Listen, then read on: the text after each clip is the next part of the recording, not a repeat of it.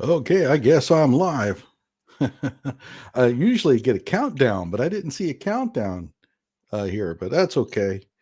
At any rate, I'm Johnny Walker Dread, and I'm itching in my, I think it's my sunglasses are causing it.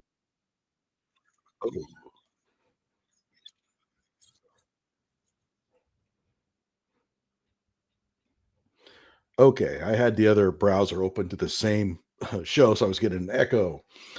Anyway, I'm Johnny Walker Dread. I host the Johnny Walker Dread show on YouTube, and I'd appreciate it if you go in there and subscribe to my channel if you haven't already.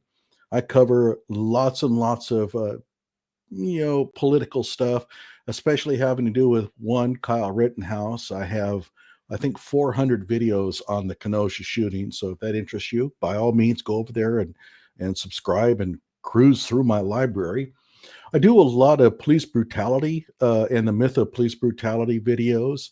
You know, certain events that have been caused that have been called police brutality that I analyze in depthly, and also I poke fun at Rashad Ritchie and other what I would call race hustlers incessantly. I think I have 100 videos on Rashad Ritchie and his idiocy. Anyway, tonight we're going to do something different. I haven't done this before, but we're going to give it a go. I subscribe to this online magazine, or actually more like a newspaper called The College Fix. And really, you should go in and subscribe to The College Fix. It's pretty good. I mean, what they do, it's conservative and it's student run, and they go in and they find examples of woke idiocy and they report on it. And we're going to cover a whole bunch of these stories tonight, and some of this is going to make you a little angry. I'm sorry, but that's just the way it goes. And of course, Trump being elected has created a whole hornet's nest of this stuff. They're like stirring up a hornet's nest. And so we're going to be probably getting a lot more stories coming out from university campuses. Now, I do have a lot of background in academia. I have served as a professor. Well, let's just say an adjunct professor and lecturer, not a full professor. Okay. I want to be careful about that. And I have served in administrative functions at universities as well. I know universities pretty well. So none of this really surprises me, but still, it's pretty wild what's going on out there. So let's go ahead and start off with our first news item here. Go ahead and load it. Let's see here. Okay. There it is. Here we go. News item number one. North Dakota State University removes diversity engineering page that said deadlines harm minorities. And I'm telling you, if you're a minority, this should really piss you off. It really should. I don't think white people should be pissed off at this as much as minorities, but let's go ahead and read this. The writer is Maddie Trulick out of Boyce College. Again, this is a college run newspaper, so all of the writers are pretty much college students. Okay, minorities do best without rigid rules, deadlines for assignments and exams, and graded homework, according to a since deleted diversity page for North Dakota State University's engineering department. This is not, some tutti frutti, humanities major or department. This is engineering, and it's not Berkeley. This is North Dakota State. I'm telling you, if an engineering department at North Dakota State University is prone to this kind of stuff, there's no safe haven for anybody. Okay. The supporting diversity page for the engineering department draws from several resources on grading for equity and culturally responsive teaching. However, the page has since been removed following college. I'm sorry, I called it the Fix. I think it's College Fix. I may have misidentified the newspaper. Excuse me. College Fix inquiries and executive orders from President Donald Trump relating to diversity, well, DEI, right? Oh, by the way, I am watching the chat. So if you have any questions for me or you want to make any comments, And, I will answer them, and I will, for some, I will actually post them on the screen for others to read. So don't be shy. It now returns an error 404 page. The page appears to have disappeared around late January or the first week of February. That's kind of interesting timing.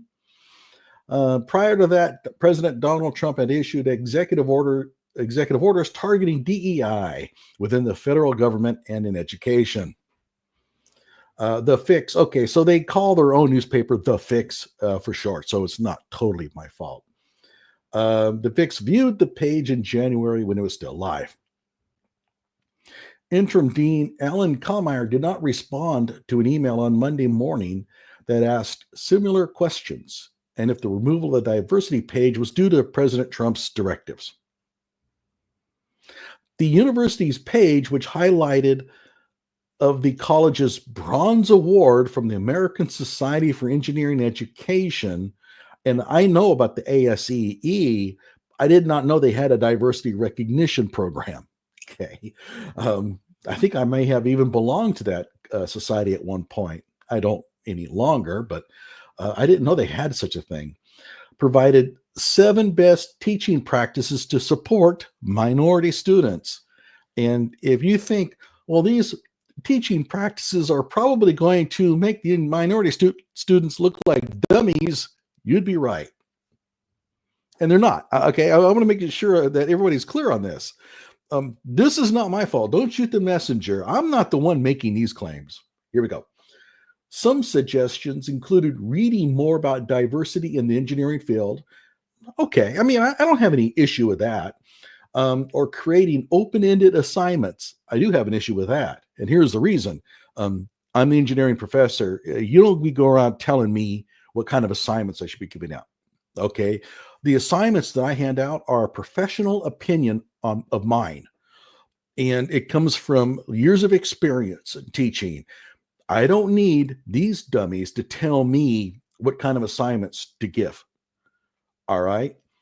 Keep in mind, if they want to tell me that, then I want them to show me evidence that they're better at assigning engineering assignments than I am. Okay. If you can provide that, that'd be great. They probably can't even spell engineering. But others urge professors not to let wrong answers on homework affect a student's grade. Oh, of course not. I mean, really, that's so, that's so 1990s, right? You want to calculate the bulk modulus of concrete, and well, you got the wrong answer. Well, we don't want to mark that against you. Oh, yeah. Let's see here. Yeah, treating people differently based on their race is DEI and racist. Absolutely. Okay. And when you go to engineering, it becomes real obvious as to why. I mean, when they were doing this to the humanities, it was kind of cloaked in a way because those fields are just so worthless in the first place. But when you get the engineering where people die when you do it wrong, it becomes pretty obvious as to why this is so bad. All right. And now I understand the sentiment that if a person gets the wrong answer, then how they respond to that could be more factored into their overall grade. But ultimately, when they get a wrong answer, that has to work against them. And this comes from, it goes back about 20 years. About 20 years ago, the failure is good movement started. And in fact, fail, first attempt in learning, was this rage that went on in K-12, that we should celebrate mistakes and failure because we learn a lot from it. My answer is no. We try to avoid mistakes and we try to avoid failure, which should tell everybody that failure is not a good thing. It may not be the end of the world, depending on how you respond to it. But the emphasis should be on the response. The failure itself is not good. So evidently, this let people make mistakes and not mark them wrong for it started bleeding into higher education. Okay. Let's see what else. Got somebody else comes in. Oh, hey, it's Kimberly. Oh no, the flu. I hope it wasn't the big one. Still handing all her assignments in on time. I guess that's because you're white. Again, don't shoot the messenger. That's what they're claiming. Yep. Okay. So it goes on. Allow your students to fail in the class without failing the class, the third suggestion states. Okay, at some point, they have to get it right. I mean, you just cannot allow students to progress through to completion with misconceptions, mistakes. If they're getting something wrong, then we need to find out what that is and correct that. Again, this is high stakes. This is engineering. People die when you make mistakes in this field. And so the sentiment, I understand, but you have to be very careful about how you treat this. By allowing students to make mistakes on their homework without having it negatively impact their final grade, you are creating a positive environment while still preparing students for the final summative assessments. If you're allowing students to make mistakes, then there's no pressure on them to do it correctly. So instead of spending an hour on homework, because that's how long it takes sometimes to get a problem right, you're spending 10 minutes because there's no downside to making the mistake, right? So you've released all of the pressure, which means that by the time the summative assessments come around, they're not going to be prepared for them. Now, I get that you can go in the other direction too much, but you have to be, this type of sentiment here is really quite dangerous if it's not handled correctly. Let's see what we got here. We got some people talking. Right. Mistakes are only good if you learn from them. And it's not the mistake that teaches you. It's how you respond to it, right? It's like computer science. I mean, I worked pretty heavily in the computer science field. I know that a lot of what I learned was making a mistake in algorithms and then having to correct it and find out why the computer algorithm wasn't working. And that's where you really do learn a lot. Okay. This is related to another suggestion to provide flexibility, since students from underrepresented groups are more likely to be affected by classes that grade attendance or have rigid rules and deadlines for assignments and exams. Man, if I'm a minority, this would light me up. What do you mean that I'm likely to do better if there's no deadlines because I'm Black? Really? Who in the world thinks that this is a good idea to put on a university webpage? I mean, and by the way, you might think, well, it was probably some person of color who created this.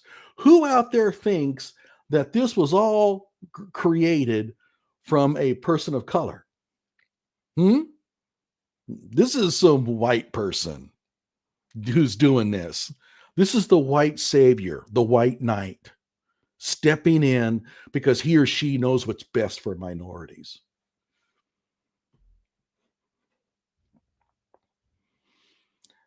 Okay. The college fix reached out to an engineering professor and some other people and did not get any responses. Well, no kidding. All right. So I think that's pretty much the end. Oh,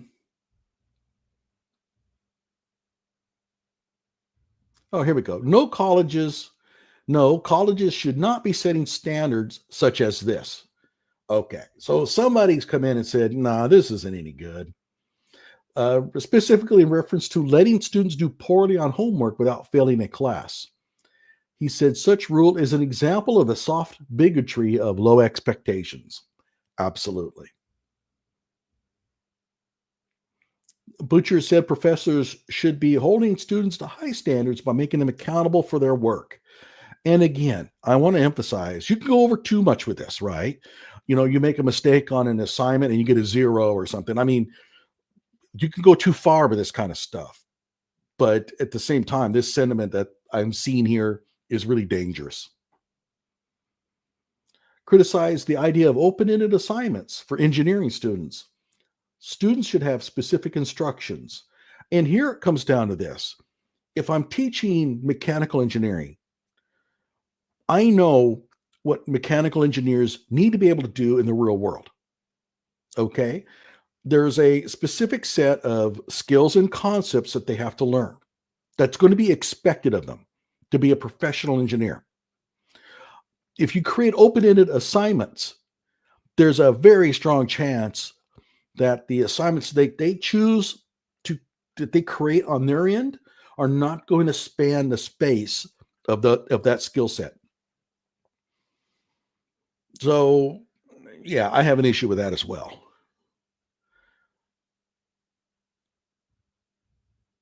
The other problem with open-ended assignments is if I have 20 students in my engineering class, I have 20 different types of assignments to grade each week. And what that means is each one is going to be graded less in-depthly than the others, than before. Okay. So one of the reasons why it's good to have a standard set of assignments is you can grade each student's their contribution more in depth because they're all the same. You can then see which student is doing better than the other. But if you have 20 unique assignments, you're going to be grading a long time. So what do professors do then? Well, they just grade it by the weight, right? Oh, this is really heavy, a lot of pages. Okay, give that a B. And that's what happens.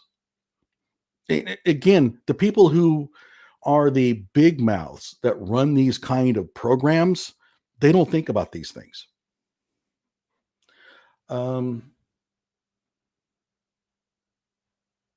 It's not a school's job to protect students from ideas with which they disagree, in the same way that it is not a school's job to protect students from grades they do not like. A likely negative outcome is that students will not learn the material they need to know to be successful, as I said just before. Other professors have argued that traditional grading means that it harms racial minorities. Alex Jennings, the idea allows students to set their own standards for grades. Gee, contract grading. So what is contract grading? And this comes from out of K-12. They used to have what they call, well, they still have them, individualized education programs, IEPs.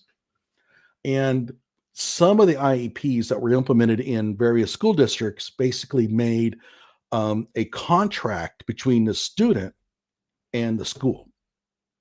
And part of that would be that the student would decide what would constitute a passing grade and what would not. And I think anybody with half a brain knows the problem with that. And so this thing, like a lot of things, it bled into the higher education system. So now we have this idea of having contracts where the school and the student come to an agreement on what constitutes an A or a B. You have 20, 30 students in your class, and you're going to have to come out with a contract for each one of them. And then throughout the semester, you have to keep that contract in mind for all 30 students. So your class management has now become a nightmare. I don't know why professors and educators and teachers fall for this crap, because it makes their jobs harder. My fundamental rule, I trained teachers. My fundamental rule was, number one, don't make the job of the teacher harder. Your training should make it easier on the teacher. And if it doesn't, They're not going to implement it, and they won't. So, yeah, I don't know where they're getting this crap, but this is really bad. Yeah, let's see what else we got here.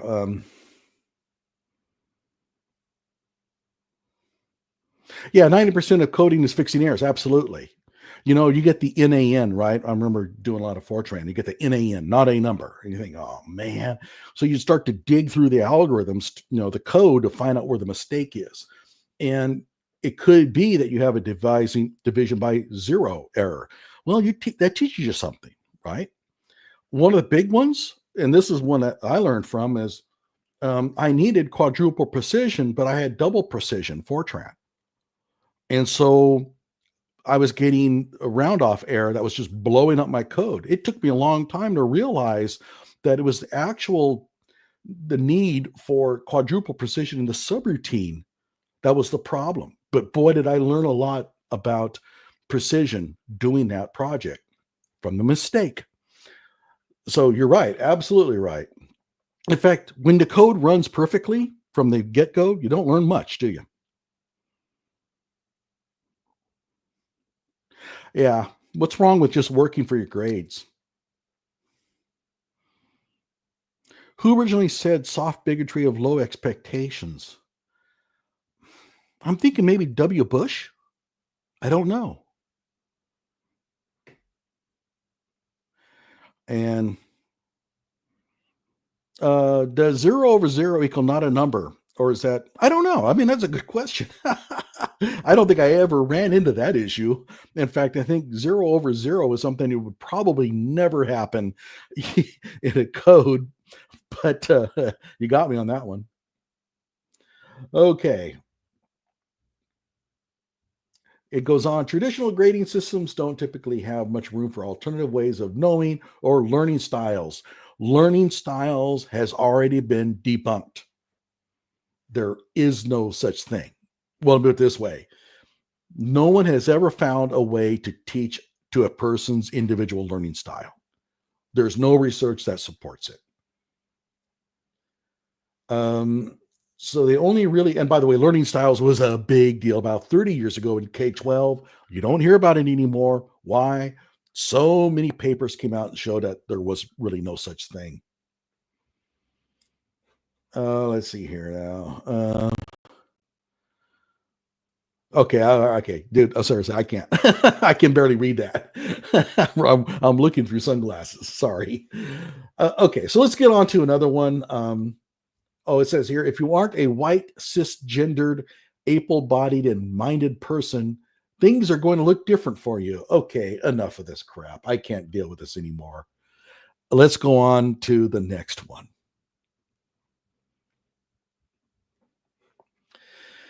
And we get the NIH grants Ohio State University $3.6 million to study microaggressions on pansexual youth. $3.6 million? Oh, I know it's floating point arithmetic, Graham. I just can't read it. I'm wearing sunglasses and it's really small text. Let's see here.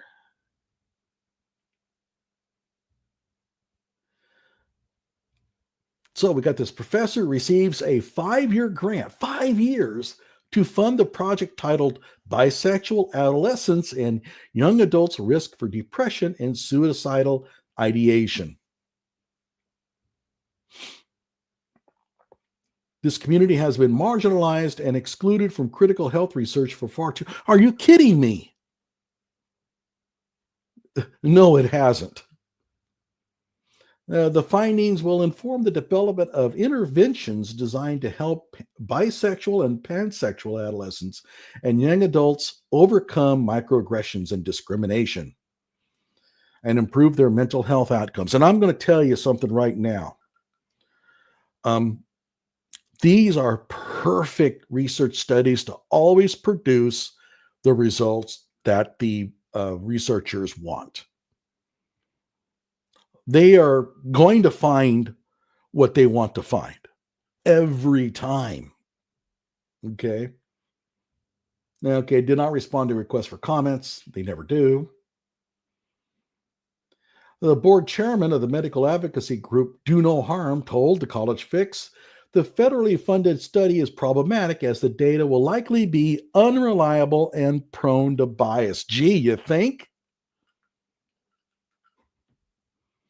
And you may be wondering, like, at some point, why is it that there are so many studies out there that show that trans women, men that become women, they have no physical, um, say, advantage over women? Well, why do you think there are so many of these studies? It's because of bias.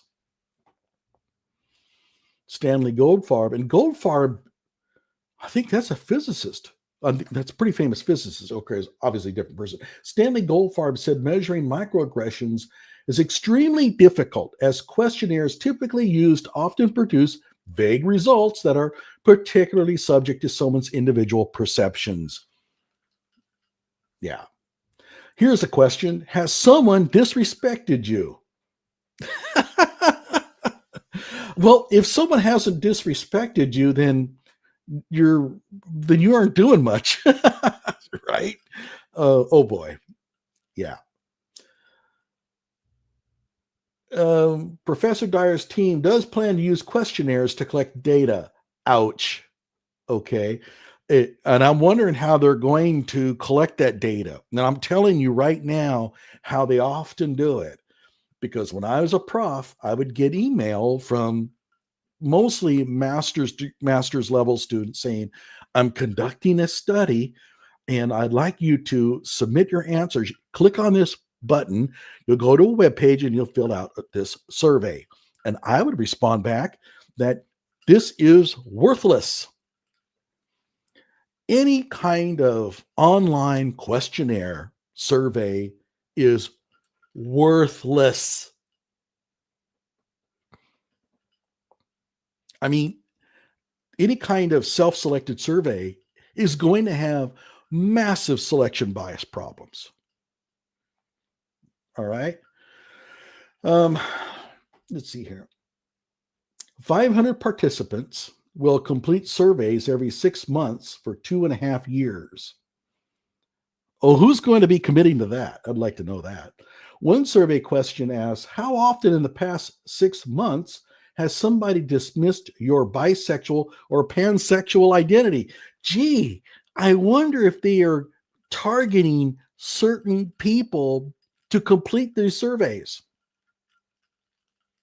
And I wonder if this collection of people they're targeting might be biased in some way. Do you think that the people that they are going to be collecting data from represent form a representative sample of the larger population?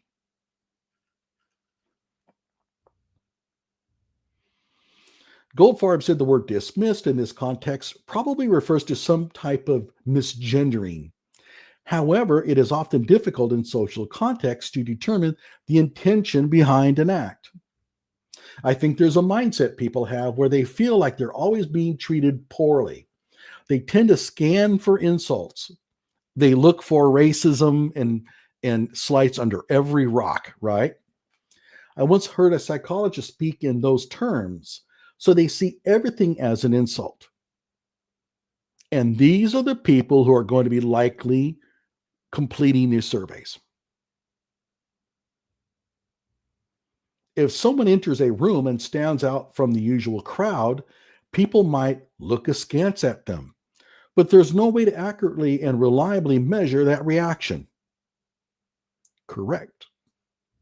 One person's microaggression can be something that another person totally ignores. Now, here's one thing I've noticed in research articles. And in fact, I referee a paper, one of these engineering education journals. Okay. And I get these education projects come at me once in a while. And I will respond, I will say, look, you have a serious problem with your bias in your research design. And they'll come back and they'll say, well, we have acknowledged that. If you'll read in section 2 that we acknowledge this problem, yeah, but you didn't fix it. I don't give a shit whether you acknowledge it or not. So we have an agreement that you have a big problem in your research design.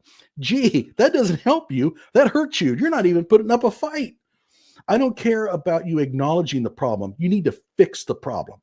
And they won't, because they can't. Why? Well, here's the problem. Traditionally, back in the day, a researcher would collect data by going down to local Walmart or the mall. The malls were great, right? Because you get a very good cross-section of people going to malls. And you were walking along and they would approach you and say, hey, I'm doing a research study. I was wondering to know if you could answer some questions. Okay. And okay, hang on a second. Oh no. Okay. My redirect is turned off and I don't know how to turn that on. So sorry there, Katie. Katie Zed has a kind of a crime channel. She does some great work and she does a lot of sovereign citizen stuff and police brutality stuff. So I always recommend people to go to KTZ and subscribe to her channel and join in her live shows. They're great. But I don't know how to fix the redirect. Oh, wait, I know what. Oh, okay. I know what to do. So hang on a second, guys. I'm going to see if I can't fix this. I'll be right back.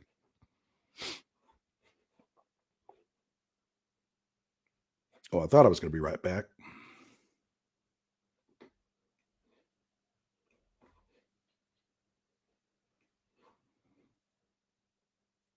Okay. I think if I try to do this, I'm going to shut down the program. So I'm not going to. But sorry about that, Katie.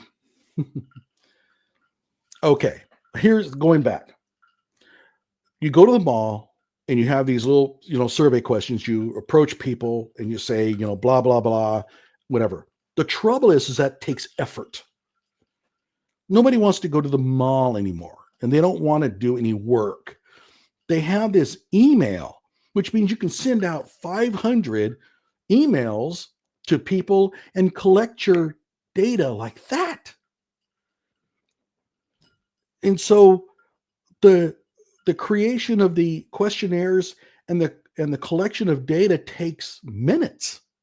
Maybe you can wait a day or two. And so this has helped countless graduate students and researchers perform studies, collect data, and publish. The trouble is it's worthless. And I have pointed this thing out to many a grad student saying that your results are not going to mean anything. And it goes back to basic statistics, but I'm not going to go into that. Okay, let's see here. The attitude of research participants can skew results, especially if researchers enlist the help of those who want to support their pre-existing worldview. So the professor is, let's say, a homosexual. He's a big activist, and he's going to surround himself with graduate students who are what? The same. And they're going to go out to try to prove something. And if they get good results, great. If they don't, they can fake them, or they can just shelve them and shut down the study. But there's something they will not do, and that is they will not publish them. A researcher in a field that is highly, let's say, emotional, socio-emotional, will not publish negative results. They will just simply not do it. So there's your problem. If you're recruiting people and telling them, I want to do a study about microaggressions, then you're going to get people that are particularly interested in the issue. It's not going to be a random sample of people that are bisexual, okay, or gender nonconforming, right?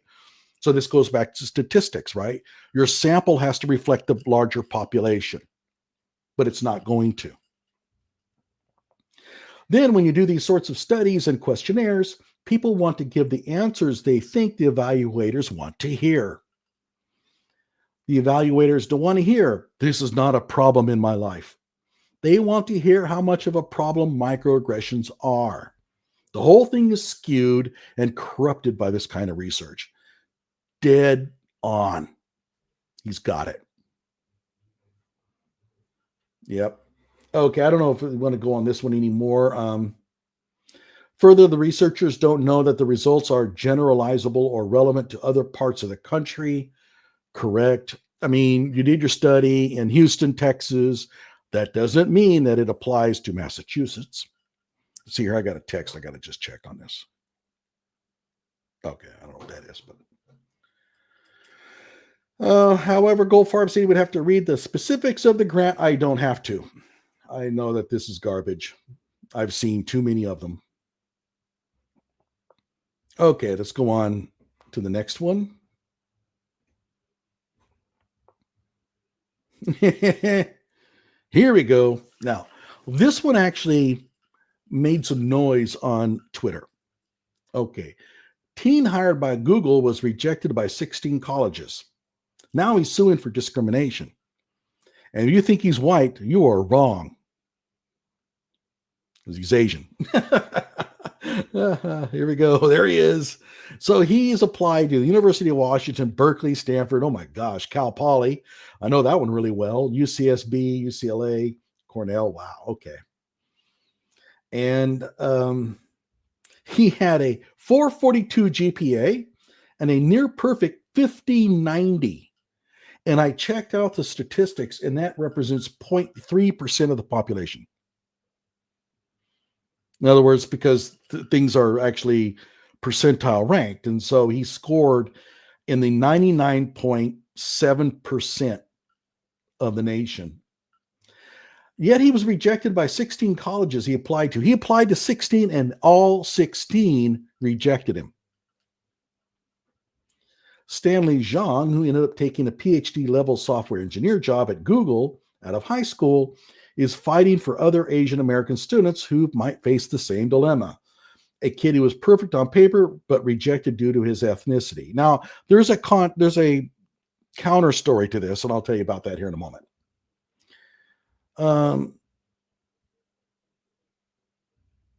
The lawsuit filed February 11 names the University of California system and campus leaders as defendants. Okay. Stanley, who's now 19, and his dad, Nan Zhang, are suing the UC system for racial discrimination over a pattern to discriminate against highly qualified Asian American applicants. So let's go ahead and they had to actually file their own lawsuit because no lawyer would take it up. And that's actually a red flag. That could mean that they don't have much. Okay.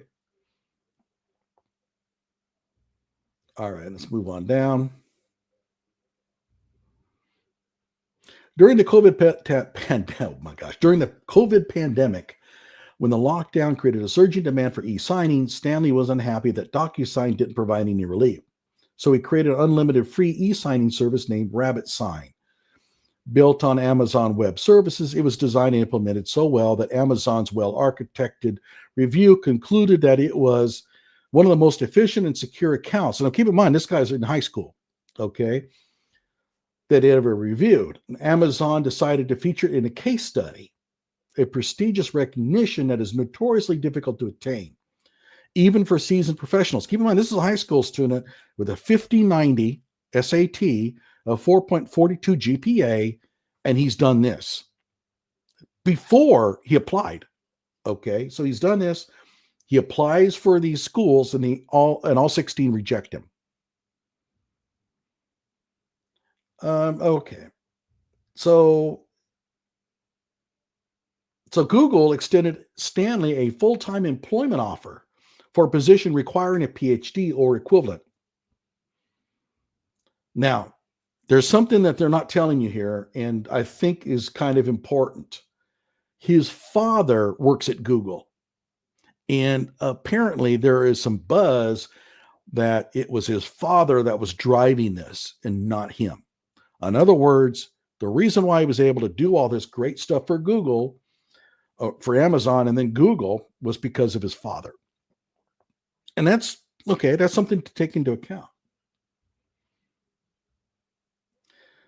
Okay, so apparently his resume was good enough for Google to consider him for a position that normally requires a PhD, yet the same achievements along with the 397 GPA. And I think that's because he was a senior at the time. So it was 397 at the time that he did all this. And a 1590 SAT, plus many other achievements, such as the highest level of the Presidential Volunteer Service Award. That sounds like the kind of thing that these universities are supposed to like, were not sufficient for undergraduate admissions at the UC. Okay, and so the problem is a lot of people are claiming that he shouldn't get any credit because his father was maybe even his supervisor. And so his father could have led some of this. In other words, his father helped his son sort of create this persona of genius, boy genius, right? Okay, so my question to you is this. Suppose that, and I'm just going to ask, and I'll let you guys answer. But suppose that Stanley Zhang was black. Okay, Stanley Zhang, he's black, he's from Oakland or whatever. Now, keep in mind, this kid, his father is an engineer at Google, so he's from a well-to-do family, all right? He attends one of the top high schools in the state, and so we have to put that in the context. But suppose that he's black, and do you think, remember, he's got a 442 GPA, a 1590 SAT, and he does have full-time employment at Google, whether he really deserved that job or not. He does have it, okay? How many of you think that all 16 of these universities would have rejected him? And think about that and put your answer in the chat. Let's see what I'm going to read here.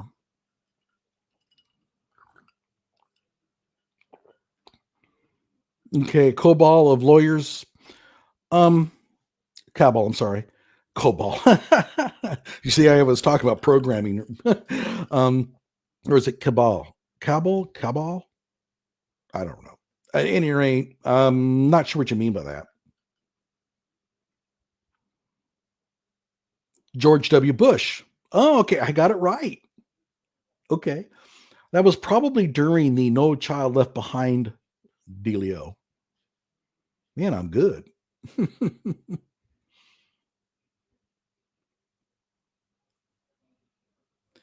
Having a victim complex is exhausting. Today, being a victim is cool. Everybody wants to be a victim. My response is being a victim is never a strength. It's only a weakness. So I'll let them tangle with that. Well, I'm not getting any responses, but again, 442 GPA, 1590 SAT. Now they're saying, well, everybody at the school gets a 440 or whatever because it's all filled with a bunch of smart kids. Okay, fine, but how do you explain away the 1590 SAT? I mean, I think I scored something like 1400. I mean, 1590? I mean, that's not accidental. 1590 SAT. He, 442 GPA. He's got this service award, and he is employed at Google where he's doing supposedly really cool things that really might be his dad's doing. How many think that all 16 would have rejected him if he was black? No, let me take that off. Let's see if there's anything else in here that's of interest.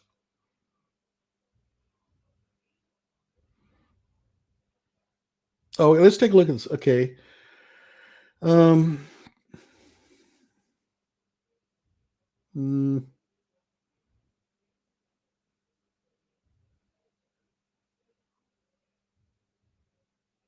okay. Well, I don't see much there. Not I. Okay. So we got somebody kicking in. Nope. None. Yeah. I tend to agree. I mean, to be honest with you, I think all 16 would have taken them. Have you ever seen,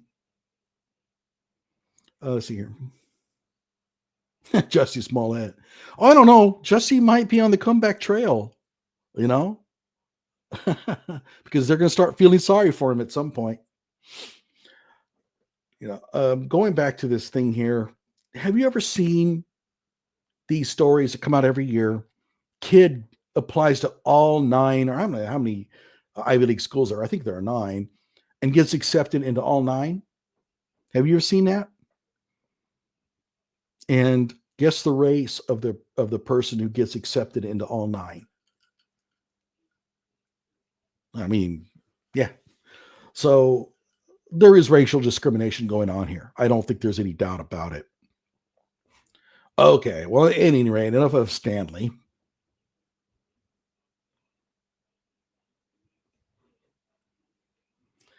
Okay, Northwestern musical canceled because John Wilkes Booth character uses the N word. Keep in mind, this is college. This is not high school. Um, so they canceled a musical following backlash from some students over the use of the N word by a character, and it's John Wilkes Booth.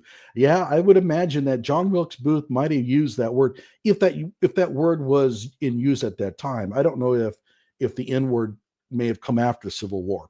Don't know. Now, what's interesting about this, let's see here.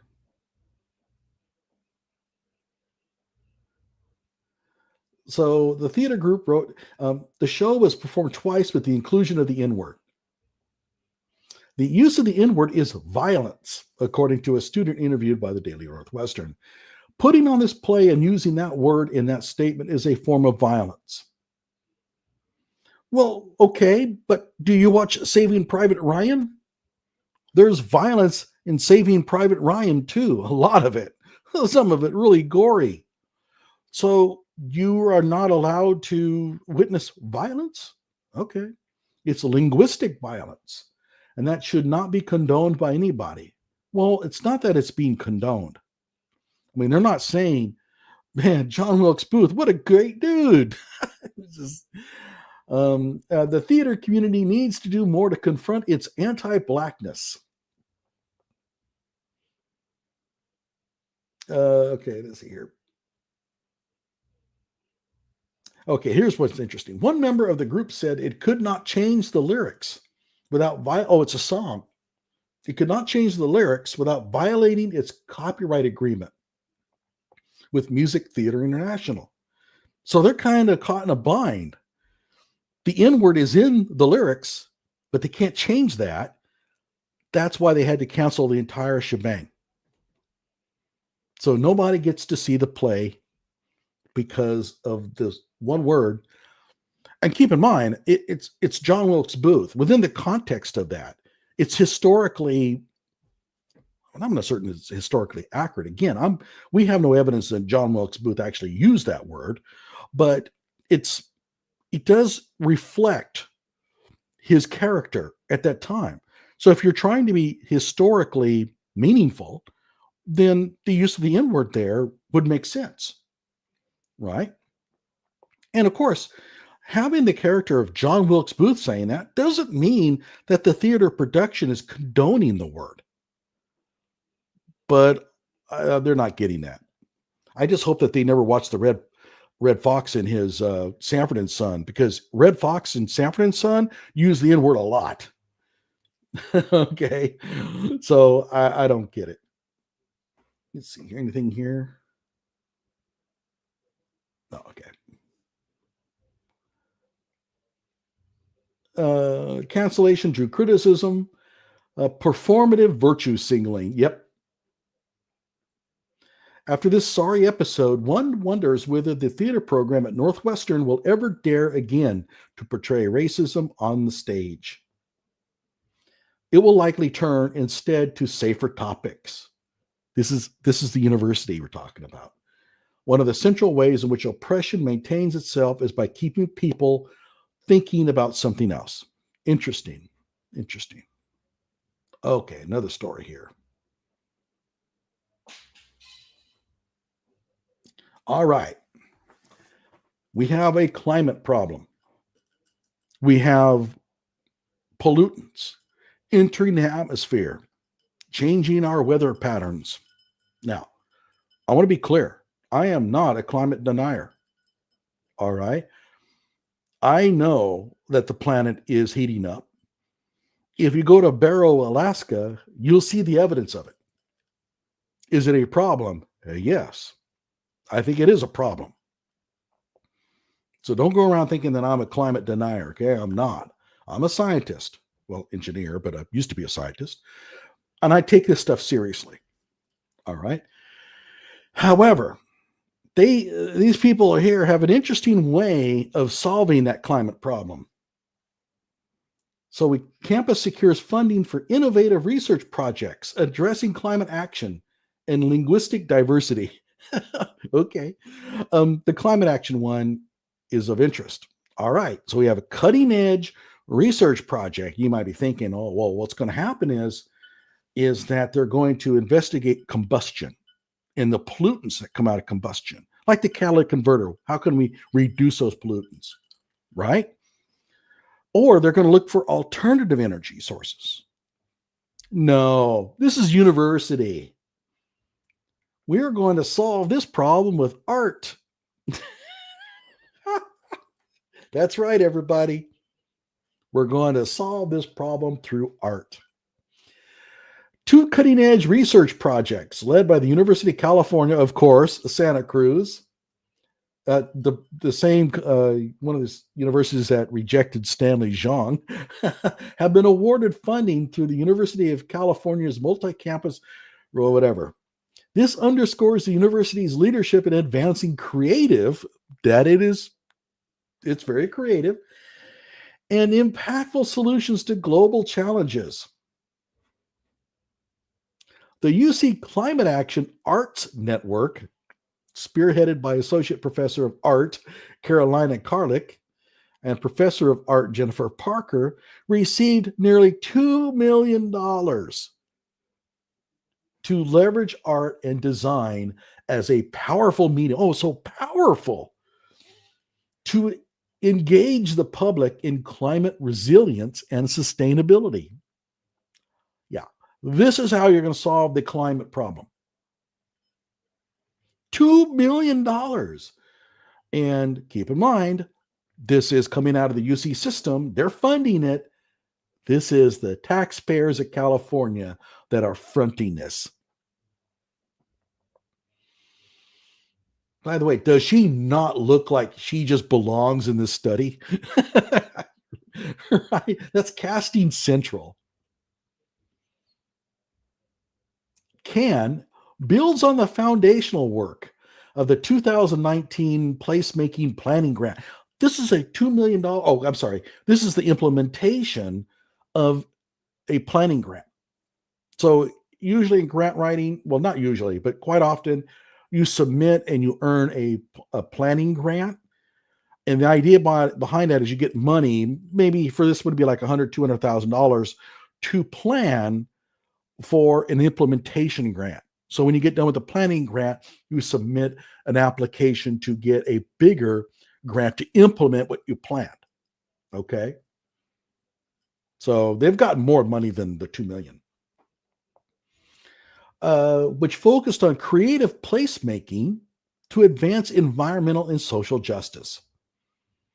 The initiative unites cultural and artistic programming. At some point, if I tell you, or if I read what they're actually going to do, let me know, because I'm trying to find it. The unites cultural and artistic programming rooted in climate justice across UC campuses to inspire public engagement and align with California's climate adaptation strategies. I still don't know what they're going to do. I mean, what action are you going to employ here? Let's read on. With its system-wide collaboration involving 7 other campuses. So they got 7 campuses involved in this. CAN is poised to amplify the role of arts in fostering climate justice, engaging vulnerable communities, and driving sustainable change. So what are they going to do? Our work highlights the importance of interdisciplinary collaboration. Let's see, how interdisciplinary is it? Oh, they don't tell us what these disciplines are up there. With the inclusion of colleagues across the UC system, we are not just addressing climate change. Oh, no. We're engaging our local and global communities to take meaningful action through the arts. And that action is what? I don't know. The project will also provide competitive fellowships. They're going to give out some money, build community partnerships. Yeah, okay, whatever that means. And support workforce development in arts-driven climate solutions. In other words, we're going to use this money to help students of art get jobs. This grant allows us to deepen the intersection of art and climate action by doing what? I have no idea. By integrating, by integrating the voices of artists and researchers from all UC campuses, we are fostering a network that addresses pressing environmental issues and amplifies creativity as a catalyst, I think they meant catalyst, to societal change. So integrating the voices of artists and researchers, what does that mean? I mean, are you going to record their opinions and put together a library of that? Create YouTube videos where they go, yeah, about climate change? What are you going to do? Okay, and here's another project with the linguistic diversity thing. I'd read it, but we're going to get a little bit long here. So at any rate, $2 million of California's taxpayers is going to fund this project, of which I have no idea what they're going to do. And frankly, I don't even think they know what they're going to do. This Inspire partnership, Inspire collaboration is crap.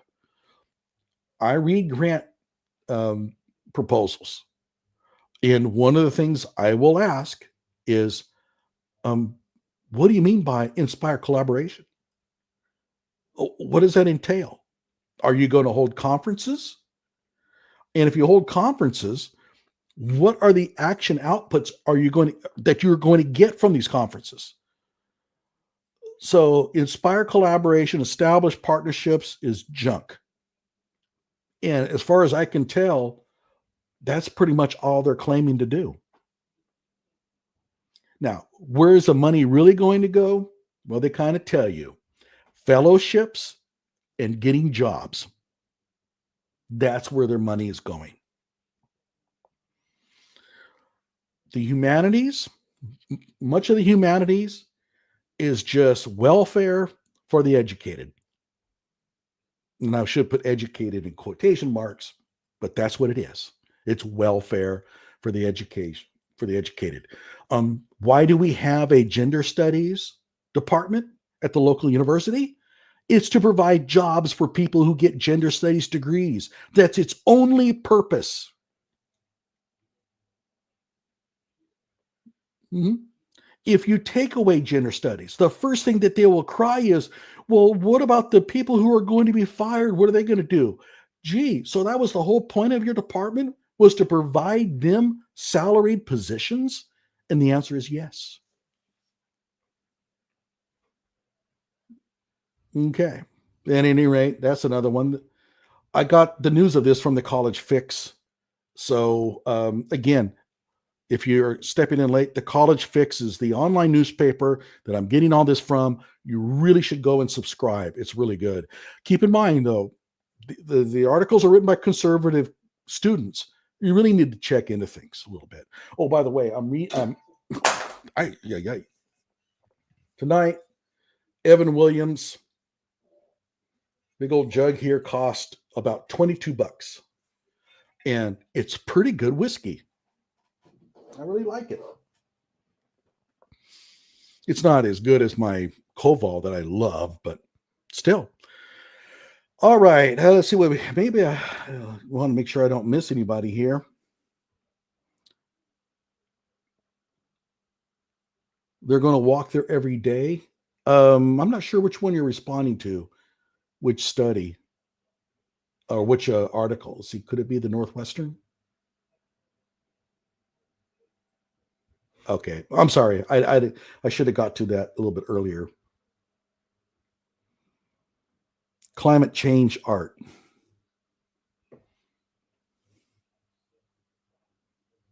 The more syllables, the less content. Absolutely. One of the things I do is I help others write grants. And long syllables are bad. And the reason why is grant reviewers, the people who decide if you're going to get a grant, they don't have time to read all of it. So you have to make damn sure that you write in a way to where they don't have to slog. If they have to slog through your reading, you're probably not going to get funded. So long syllable words is what tires readers out. So I always recommend cut down. For example, I don't use via, I use through. Via is 2 syllables, through is 1. Through is easier. No charge for that tip. Okay, let's move on to the next one. And I know a lot of people going, what? Is he crazy? Here we go. Appeals court vindicates law professor disciplined for censored slurs on test. Let me go down towards the middle of this because this is really interesting. Okay, let's see here. So he had some exam questions. This is a law professor. So the people in this class are future lawyers. The offending exam question, which Kilborn had used on prior exams, pertained to a hypothetical situation in which an employee quit her job after she attended a meeting in which other managers expressed their anger at plaintiff, calling her a N-word and B-word. And I know what you're thinking. Well, if he actually used those words, I mean, yeah, I could see why they could be upset. He didn't. The censored thing was in the actual exam. He censored out the words and he still complained. Keep in mind, these are future lawyers. How are they going to handle a real case when you have these words? I mean, you have to be kidding me. After students complained about the question to the law school dean, Kilborn partook in a discussion. Partook. That's interesting. I didn't know that was the past tense. I guess that makes sense. Yeah. Took, take. Okay.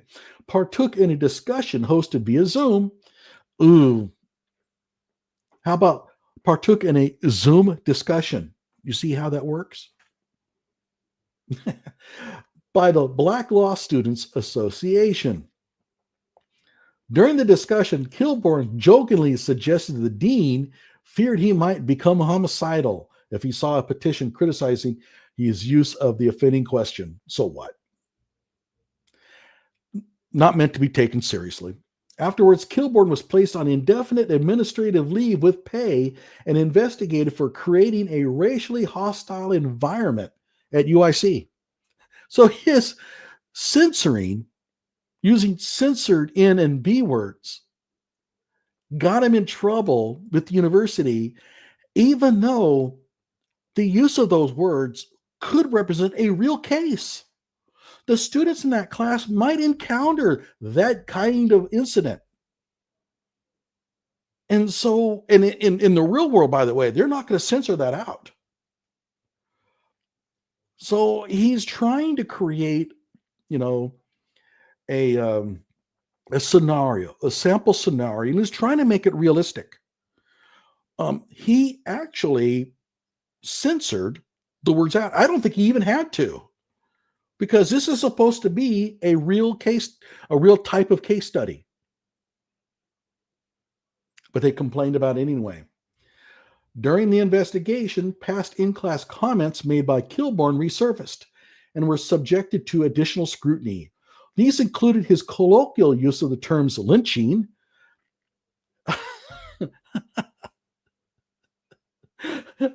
I'm sorry, but lynching is a real word. It doesn't mean what most people think it means. Lynching refers to extrajudicial executions. And actually, in realistic terms, it means any time that you pull a person out of custody. And so if you see your friend being arrested and you grab your friend and you pull him away from the cops, that in some states is considered lynching. Okay. Of course, the more common use of it is to pull a person from custody to execute them. But obviously, the term is used all the time for all kinds of things. Slavery, we use the term all the time to mean beyond that what we normally use it for, the more formal definition. And cockroaches, when discussing the relationship between frivolous litigation, plaintiff incentives, and the media, as well as his use of an affected African American accent while quoting a Jay-Z song describing a pretextual traffic stop. None of this is a problem, in my opinion. It's a law class. And these are adults that you're talking to. And they're going to be lawyers, and they're going to have to be able to handle pretty nasty things in the future. If they can't handle this in college, then I don't want them as a lawyer. I mean, I would ask my lawyer, what if you really did crumble at the mention of these words? I don't want you representing me. I need somebody who has a backbone. But it gets better. It gets better because you see, the university is going to assign him some courses that he's going to have to take. Oh, this is great. He was denied a 2% raise. He was allowed to come back. He was required to undergo drug testing.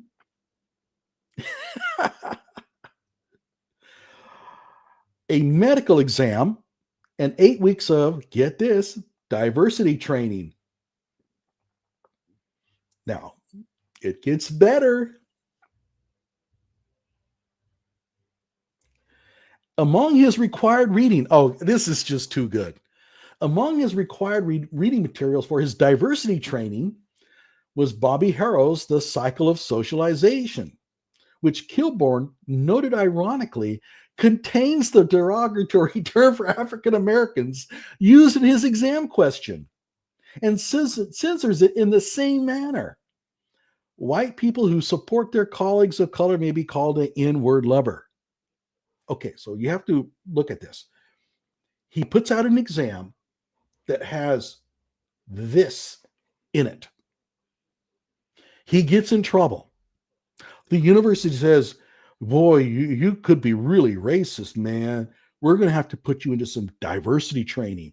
So he takes a diversity training course that contains this. You have got to be kidding me. And this just goes to show you that the hysteria about this in his exam was completely fabricated. They really didn't have an objection to it. They created it because they wanted to complain. Were they complaining about this in this diversity training?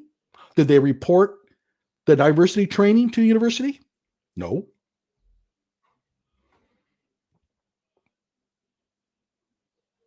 Okay. Mhm.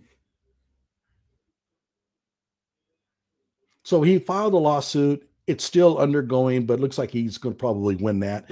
I won't read all that because it's kind of boring. And I'll put links in the description if you want to go and read these articles.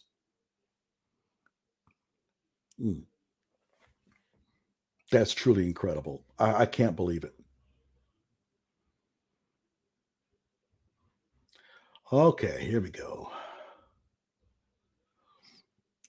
State University of New York professor explores queer canine and lesbian feminist cyborg politics. I'm not making this up. I'm not making it up. Yeah, that's about right.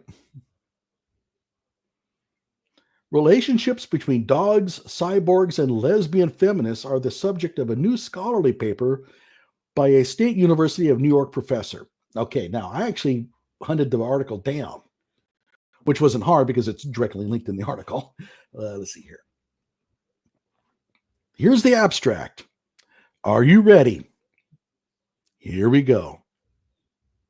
This article offers a queer lesbian feminist analysis. Gee, that can't be biased. They're coming out and saying it. Oh. Attuned to lesbian, queer, trans, canine relationalities. Relationalities? We used to call those relationships. Specifically, the article places queer and lesbian ecofeminism in conversation with Donna Haraway's work on the cyborg and companion species to theorize the interconnected queer becomings of people, nature, animals, and machines amidst ecologies of love and violence in the 2020s. $20 to the first person that can tell me what the hell that even means. Do you guys remember how I dissected the abstract to, what was her first name? Oh, yeah, Ali Luke's dissertation on smell. I have a couple of videos out on Ali Luke's dissertation. She wrote a PhD dissertation and it made like 4 million hits because people found it so strange. And this reads just like it. It takes two key case studies as the focus for analysis. Well, first of all, these are just case studies, so I don't think they mean anything. First, the state instrumentalization of dogs and robot dogs for racialized and imperial violence. Now, imperial violence would be violence by police. I'm sure that's what she means. Violence by the state. And they can't say that. It has to be imperial because they have to use, maybe this was in the UK. No, I don't think so. No, it's not from the UK. I don't know why they're using the imperial. And second, quotidian queer and lesbian dog relationalities and becomings. In the first, the article traces how dogs are weaponized as tools of state violence and proposes a queer, lesbian, feminist critique of white supremacy and militarization that can also extend to a critique of the violence committed through and toward the dogs.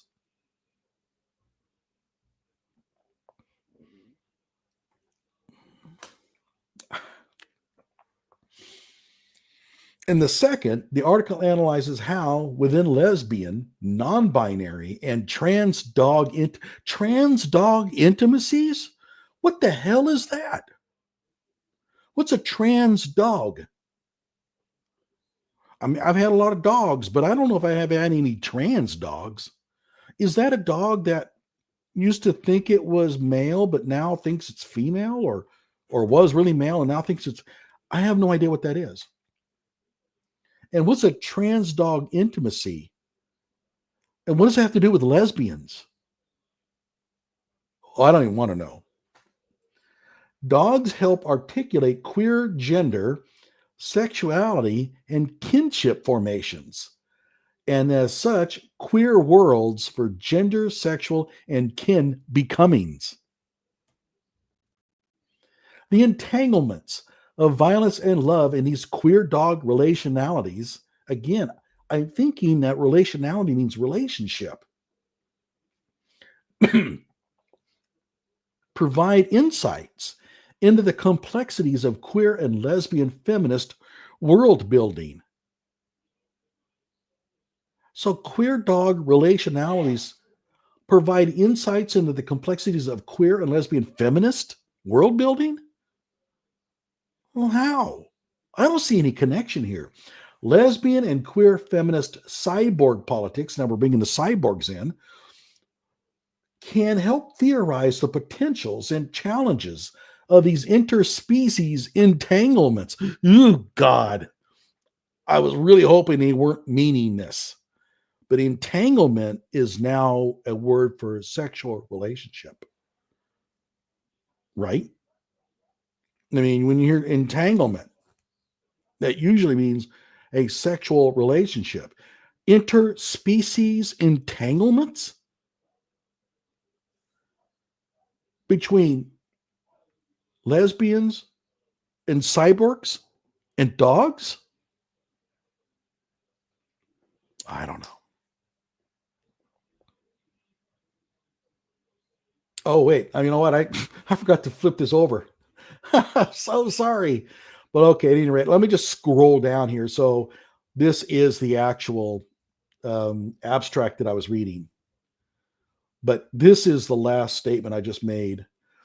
Lesbian and queer feminist cyborg politics can help theorize the potentials and challenges of these interspecies entanglements.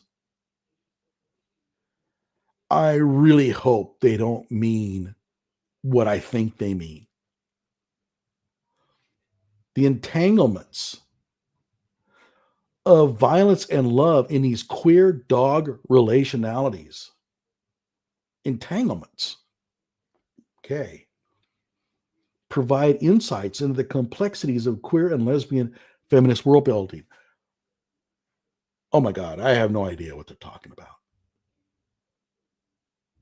But at any rate, this was the paper that was submitted and accepted for publication.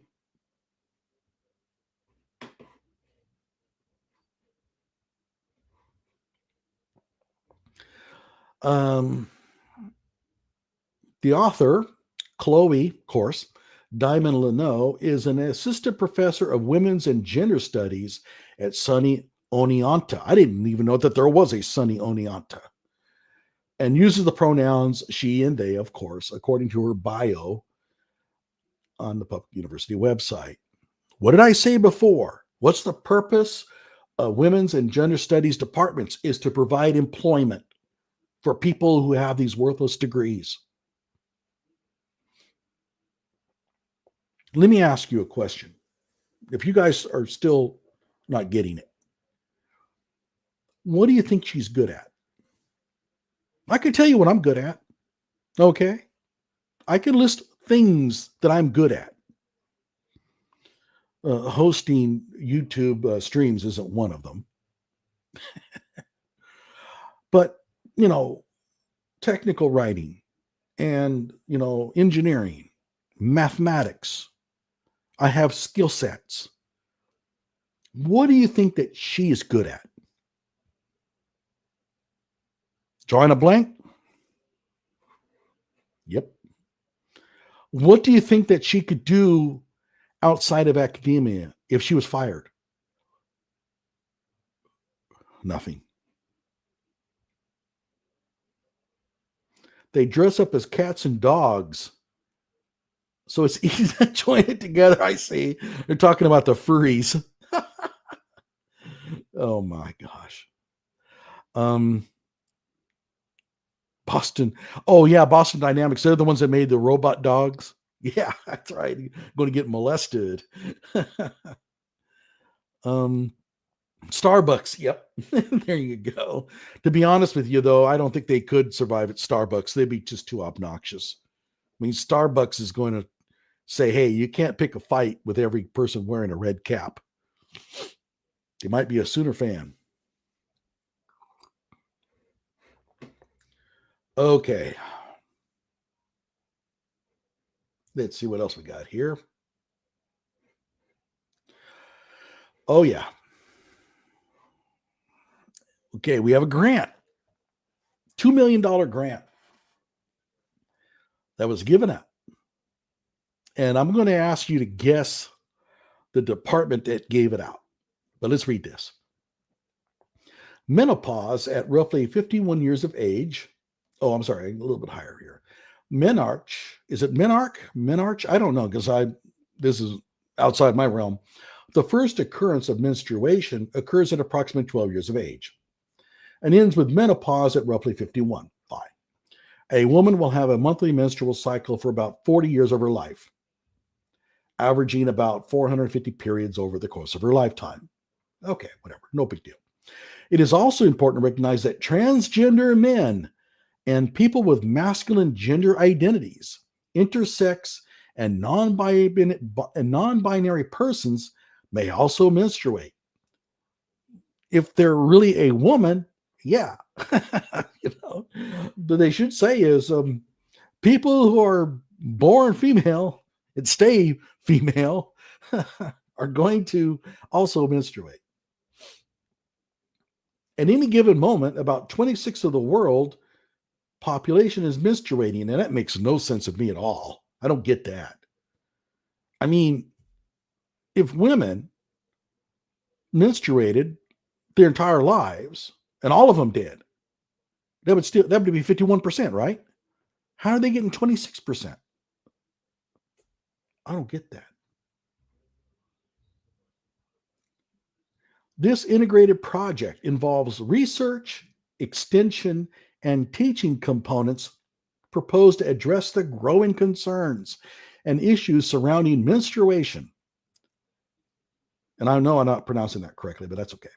Including the potential health risk posed to users of synthetic feminine hygiene products.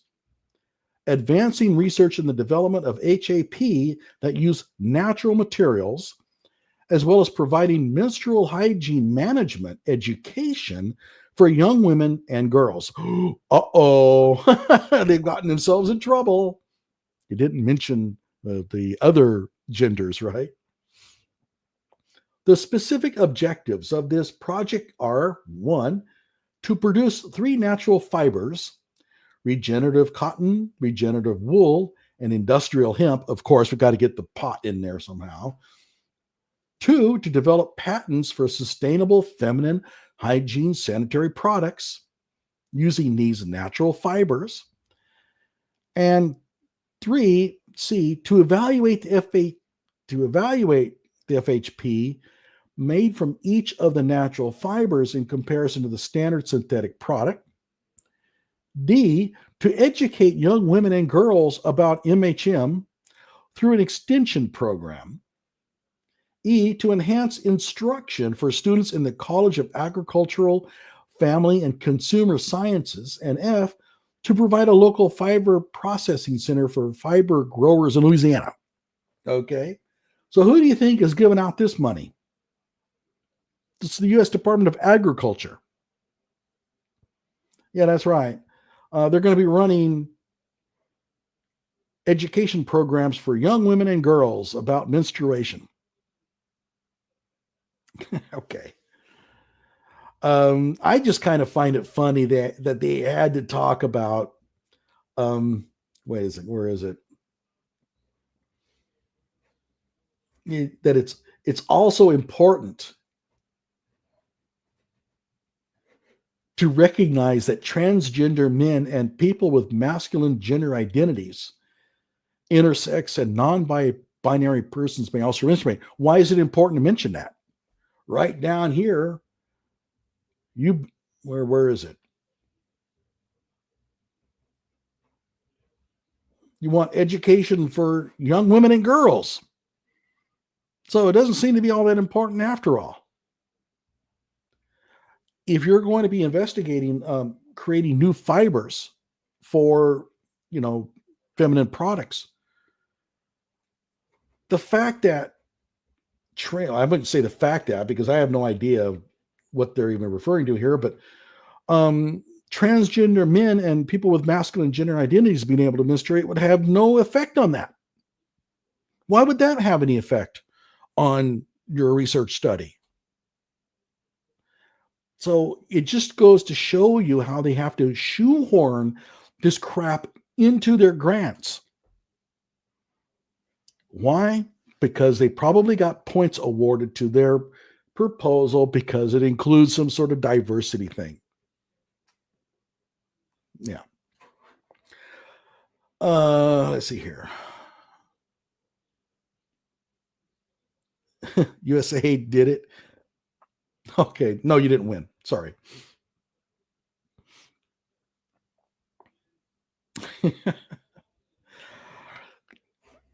I mean, if there are natural fibers that could improve a product, I could see the US Department of Agriculture investigating or investing in that.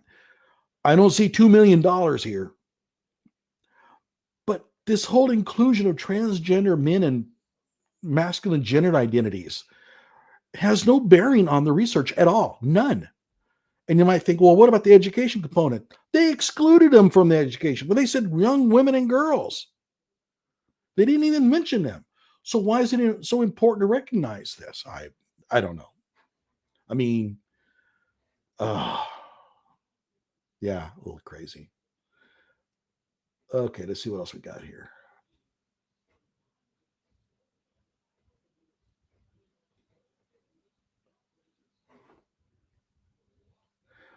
I want to read this one here. Let's see, make sure, because I don't remember reading this one.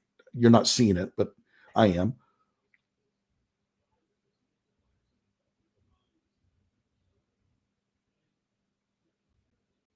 It's not too sexy. Anyway, I think that burns up all of the articles that I had planned. So I think we can quit. The College Fix, go and subscribe. It's free, and you get articles in your email, and they're wild. So I would highly recommend that you go in there and subscribe to them. Go to my channel, the Johnny Walker Dread Show, and subscribe. I put in lots of articles or videos about things like this, and along with the race hustlers and Kyle Rittenhouse, and I have articles on the Second Amendment. I even have a video. I say article, sorry, video on the physics of firearms. So if you're interested in firearms, I do have a lot of gun control stuff there. And I appreciate everybody for coming in. If you have any last things you want to say, you better put them in now because I'm about ready to end the stream. Anyway, we have Jason that showed up in here, the liquidator. He was here. Graham made it in. Let's see. Yeah. Graham always responds to my videos, and he's almost always the first one in. I swear he does nothing but wait for my videos to get published. And KTZ, I want to put another plug in there. KTZ. If you go into YouTube, just type KTZED. You'll go to her channel. If you're interested in sovereign citizens, if you're interested in police pulling people over, violence from that, she does really good shows on that. KFAR, you may know who he is, KFARR. He always guest hosts on her show, and he always brings in a lot of interesting commentary. And I have done shows with her. And so sometimes you'll see me on there. Not very often, but you will see me from time to time joining in, and she's joined on my show as well. Okay, let's see. Do I have any last comments here?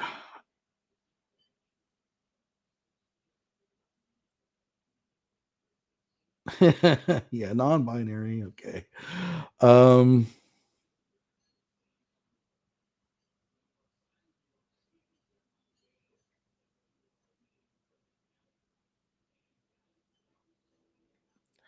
Non-binary persons may also menstruate.